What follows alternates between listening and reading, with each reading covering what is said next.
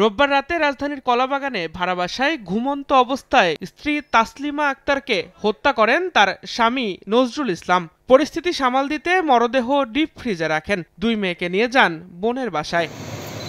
ঘটনার পর থেকেই গা ঢাকা দেন নজরুল। পুলিশের অভিযানে মঙ্গলবার রাতে রাজধানীর বংশাল থেকে তাকে গ্রেফতার করা হয়। কলাবাগান থানায় বুধবার ডিএমপি মিডিয়া সেন্টারে এক ব্রিফিংয়ে রমনা বিভাগের উপকমিশনার জানান, পুলিশের জিজ্ঞাসাবাদে হত্যার দায় স্বীকার করেছেন নজরুল। গতকালকে রাত্রে আমরা বংশাল এলাকায় তাকে আমরা ধরে ফেলি। তার কাছ থেকে প্রাথমিকভাবে আমরা সে স্বীকার করে সবকিছু কিভাবে করেছে, কেন করেছে এবং যেটা দিয়ে আঘাত করেছে, যে ধারালো যে দা টাইপের ছিল, রামদা টাইপের, সেটাও আমরা তার বাসা থেকে উদ্ধার করি। প্রাথমিক অনুসন্ধানে পুলিশের ধারণা, দাম্পত্য জীবনে পারস্পরিক অনাস্থা থেকেই এমন হত্যাকাণ্ড ঘটিয়েছেন অভিযুক্ত ব্যক্তি।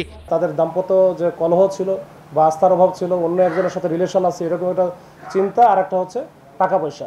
এই দুইটা যখন এক জায়গায় হয়ে গেছে, মাথায় তখন রক্ত গরম হয়ে গেছে। তখন রাত্রে 12টার পরে যখন ওনার ওয়াইফ যখন এই যে আমাদের ডিসিস্ট যখন ঘুমাইয়া পড়ে, এই ঘুমন্ত অবস্থায় সে কিন্তু তার আগে থেকে রেডি করা ছিল দাটা নিয়ে আসা, উপর যে পরে কিন্তু সে কোপায়।